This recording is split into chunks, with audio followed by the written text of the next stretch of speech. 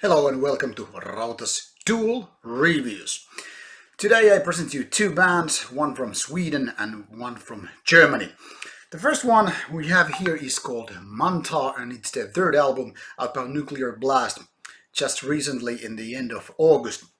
I must say I was a little bit, or actually really much surprised by the style of the album, considering that this was just labeled as a kind of a sludge metal.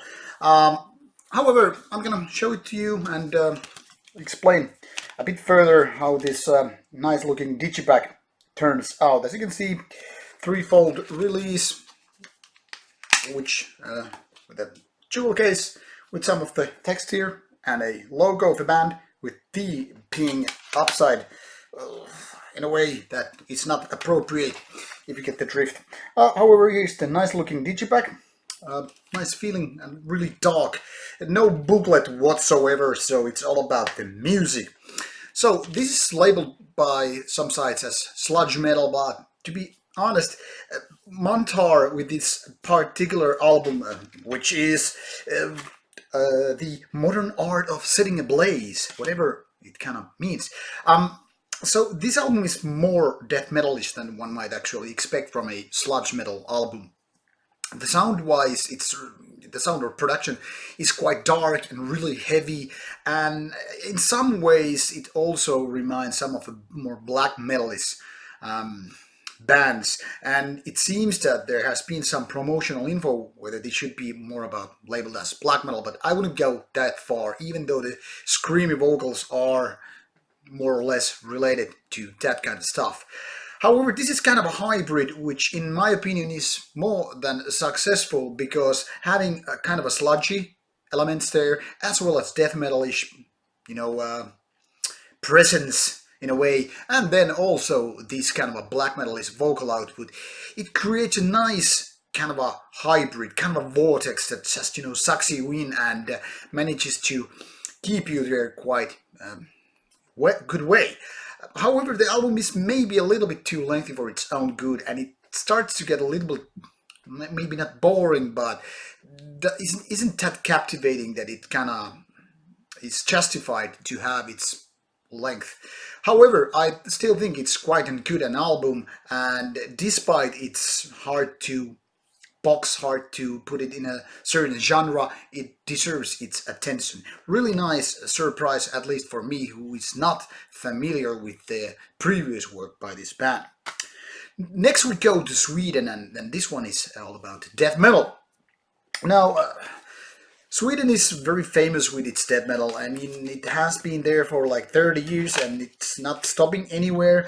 Lots of good bands, lots of decent bands, and also lots of, I guess, quite mediocre ones. This one's called Inisans, and this is their debut album called Transition. Very old school way, as there is nothing to see on the inlay. And here's the quite thin booklet with a band picture. Some band photos, obviously, logo, and a small thanks list. Then more band pictures, no lyrics whatsoever. Then this just very simple design CD, and that's what this is all about when it comes to the looks. So Inisans is all about, from the very logo and the very design of the CD, it's all about old school death metal. Quite mushy in production, and seems like very low tuned guitars and kind of a dark atmosphere versus some other, or let's say most, Swedish death metal albums.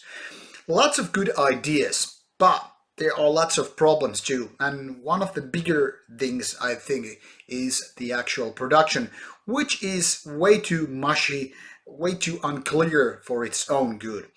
That is to say that the album is not getting support from the actual sound design, because it's all just, kind of a muddy. It all kind of becomes so unclear in a way that when it's going faster parts and the guitars are just getting played faster, it becomes kind of a burdensome to listen to, not to mention enjoying the album. And I think it's also related that these guitars are low tuned. I'm not, that good. I'm player that I could just like figure out, oh yeah, it's this and that tuning.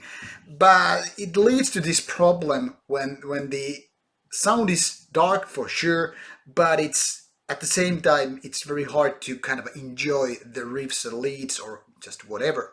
Also, there are lots of echo with the vocals, lots of reverb, which kind of gives it a little bit cheap feeling, considering that it could be more dry, and so in that way kind of a more feral or bestial. But I mean, there are lots of good ideas, but the outcome feels like it's more like a lengthy demo rather than ready for a full-length album. This is hardly 30 minutes, I think it's 29 and something, which is luckily not too tiresome to listen to, but still I feel like it could have been better with, I don't know, some 10-15 minutes demo, giving the kind of a promise of what's yet to come from this band. On the other hand, this could have been better with just, more simple, back to basic kind of a production, where the songs would have more dynamics, more kind of a space to breathe, and, let the strings play out as they were kind of meant to play. Now it's just about, let's tune it low and let's just, put these kind of muddy sounds so it sounds ultra bad. Well, yeah, wrong way. So the winner of this duel, I almost forgot, would be Mantar. Inisans definitely has its potential there, but this one is, or would be, my choice if I had to pick one, the winner here. With this information, do what you will. That is the whole of the law here. And thank you for watching the review. See you soon with more stuff coming your way.